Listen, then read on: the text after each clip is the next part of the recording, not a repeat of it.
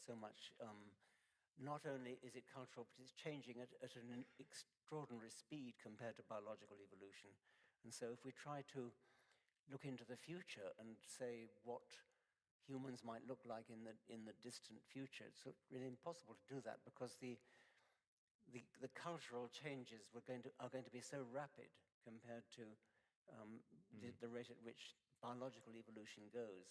Of course. That it would be very hard to predict. It's interesting how human beings can flip natural selection on its head, at least in the short term. I mean, talking about people who go hunting, for example, whereas usually it would be the weaker animals that would die of starvation or a broken leg or something. Now human beings go out and they look for the biggest, strongest animals to kill, and so never thought of that.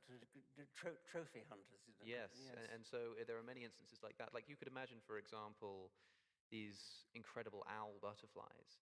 Human beings evolve and they find them quite beautiful, and maybe they start hunting them and putting them in cases, and so you end up with an evolutionary pressure, if it goes on for long enough, to get rid of the eyes, because now you've actually, got a bunch of people who this want has them. been happening with elephants in Africa quite rapidly, because trophy hunters go for, and ivory hunters, of course, go for the big tuskers.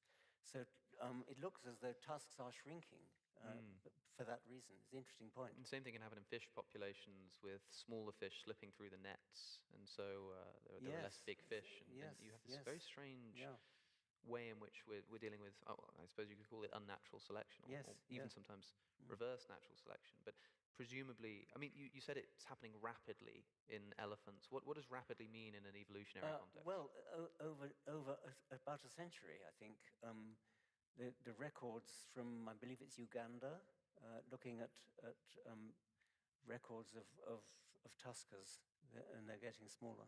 Which is amazing to me, thinking about the length of time that's necessary for evolution on a grand scale. I'm surprised to hear it, in other words, that it's so quickly. Especially since elephants are very slow reproducing. Yes, yeah. Are there any other examples of sort of fast natural selection that we can see in action? Not necessarily this reverse unnatural selection I'm talking about, but just before our very eyes. Yes. Well, before our very eyes is a bit of a tall order. There are the mosquitoes in the London. Select your character. One example. Yeah. But a more biologically interesting one, I suppose, is the cichlid fish of Lake Victoria. Doombox. All three of the great African lakes, Victoria, Tanganyika, and Malawi, have. Are you ready? Play ball.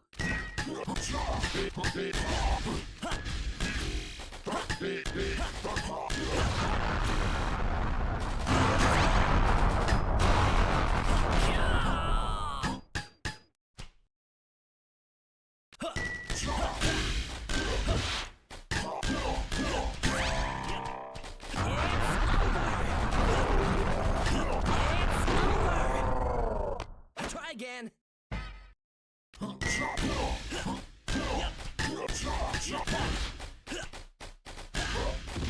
Yep.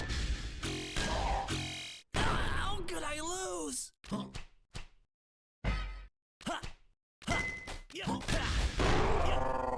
Try harder. See ya. See ya. See ya.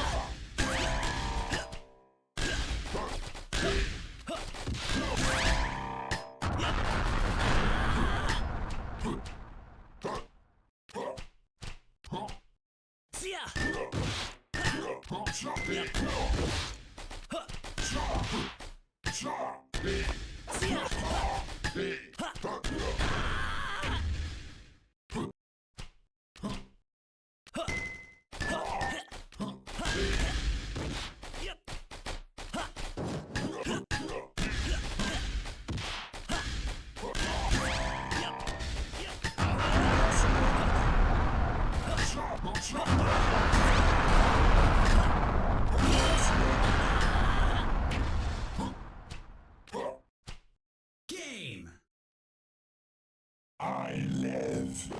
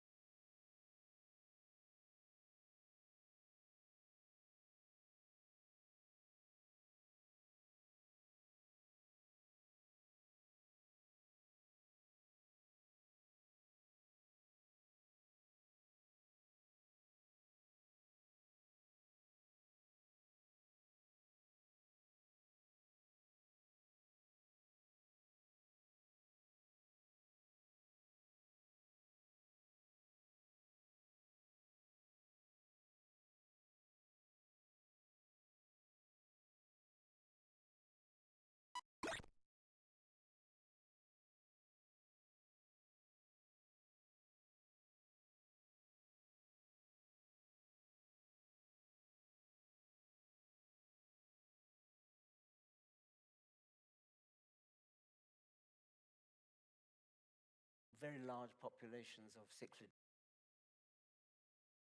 Select your character. Doombox.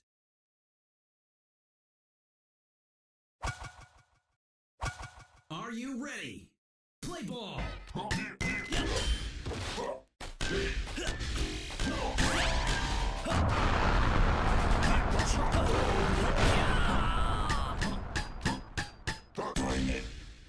Yep.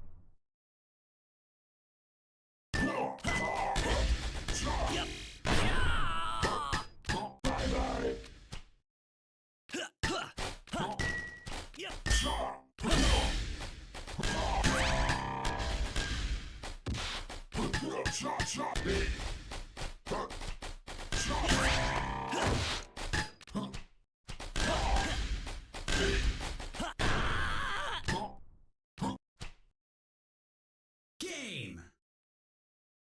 I live. Select your character.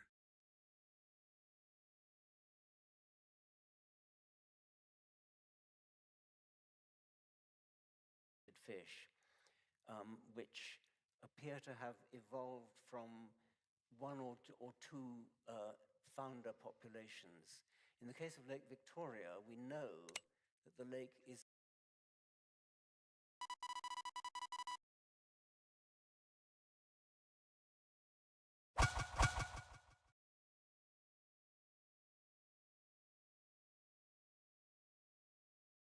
Are you ready?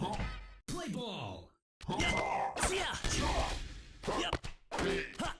Yep. Yep. Ha. Yep. Yep. It's over. How could I lose?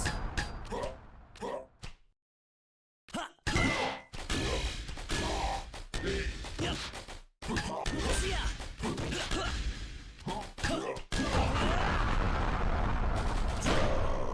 Yep.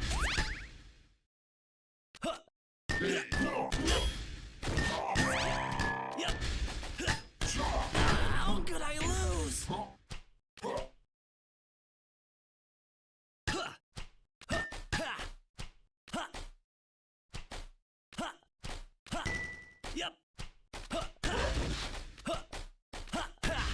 Yep. Yep. Kick this. See ya. Yep. See ya.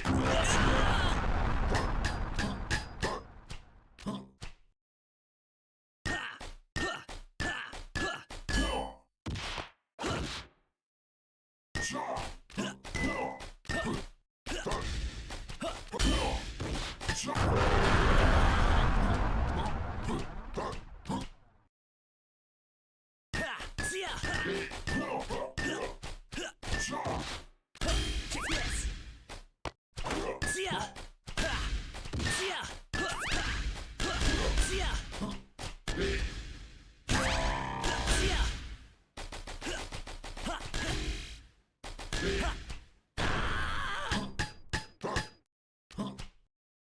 Game. I live.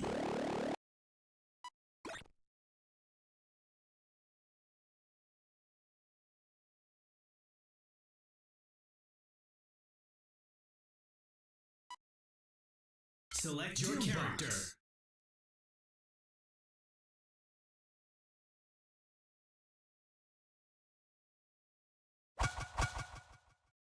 Are you ready? Play ball.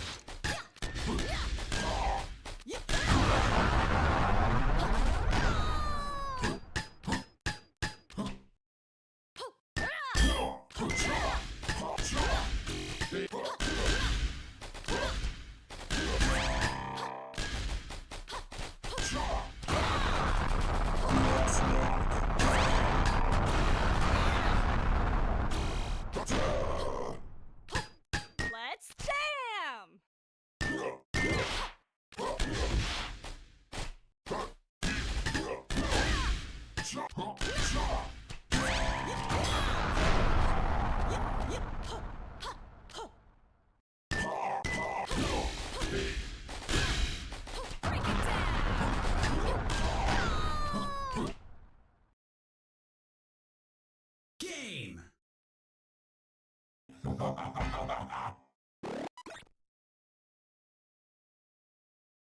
Select your character. Doombox.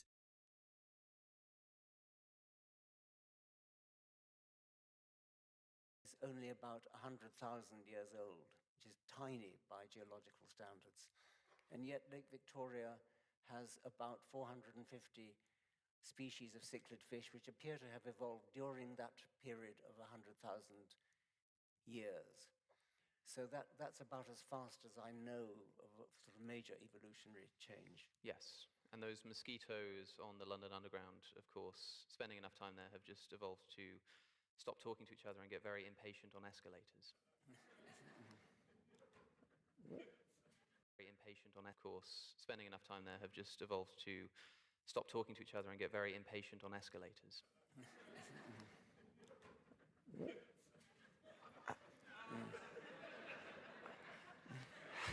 Haven't we also seen this? There's something about butterflies or moths in the Industrial Revolution getting darker. This is a well-known case. Since the Industrial Revolution in the 18th and 19th centuries and 20th century, various animals have evolved darker coloration. This has been well worked out by Bernard Kettlewell in peppered moths, Biston betullaria.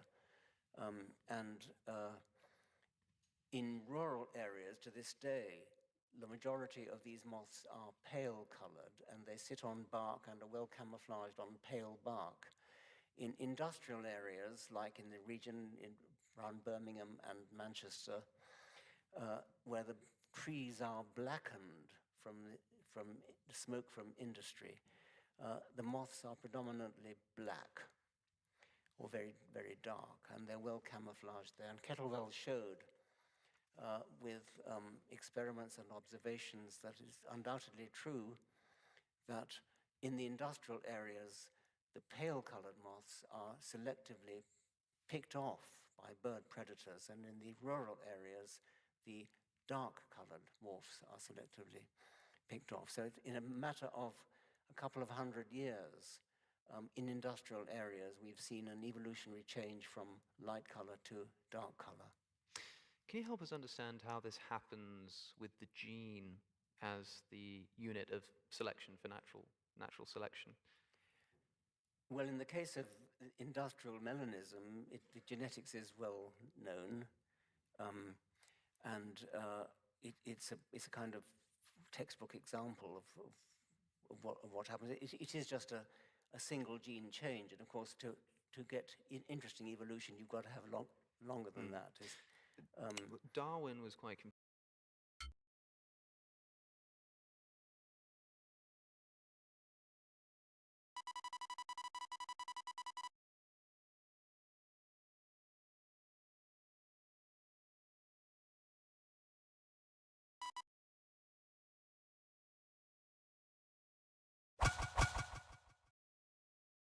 Are you ready? Play ball! Yeah!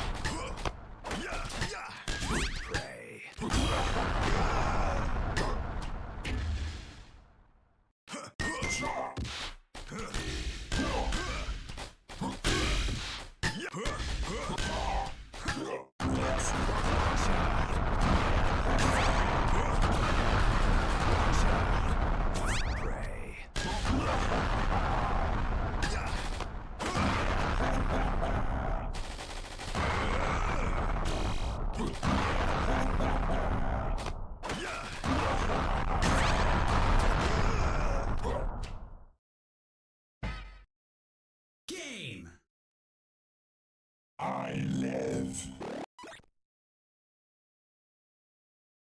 Select your character.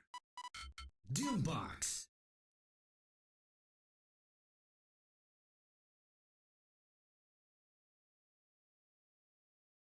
Confused in his lifetime about how the genetics would work, given that he thought that there was a process of gene blending going on. That's right. In Darwin's time and up until the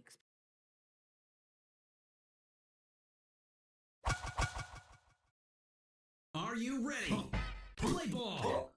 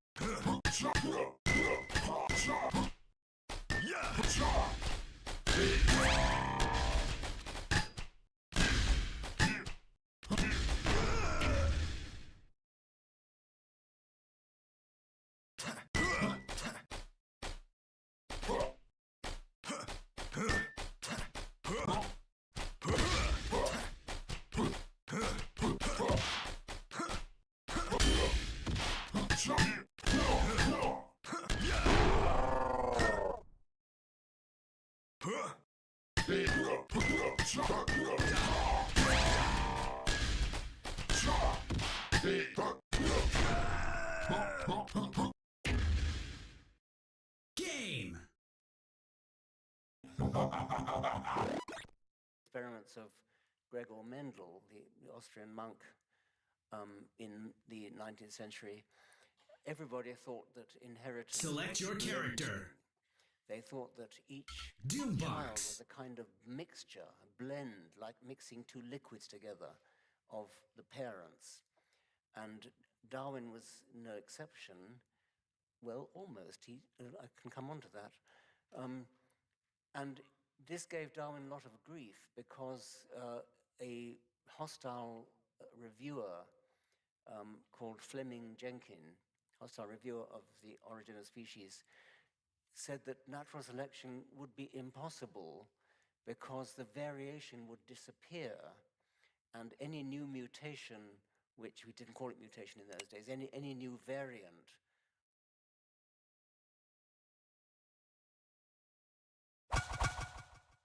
Are you ready? Play ball!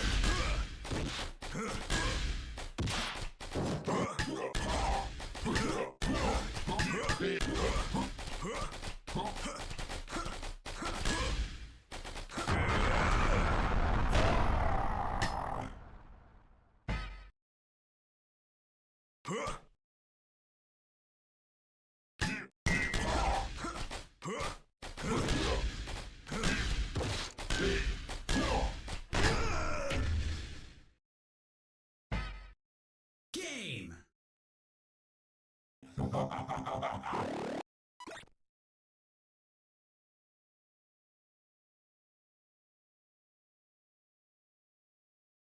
Select your character.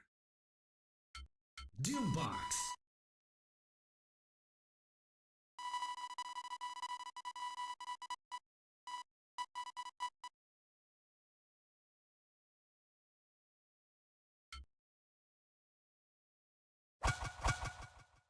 Are you ready? Play ball.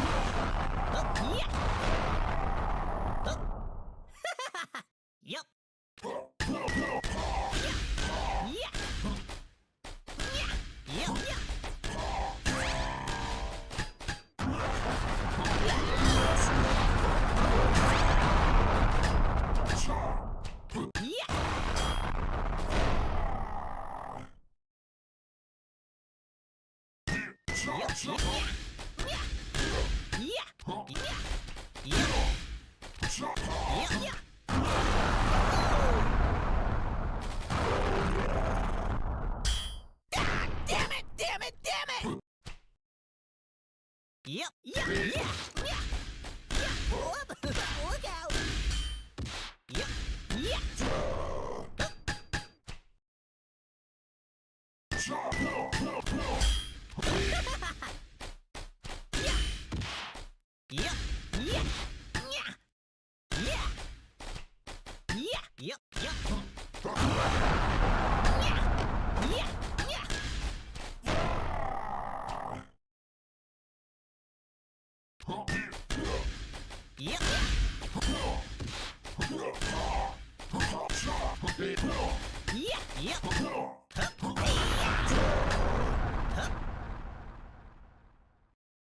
Game.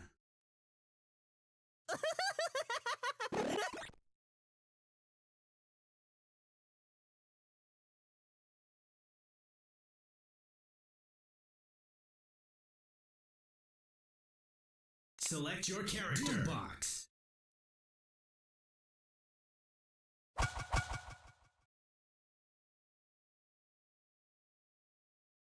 Are you ready? Play ball.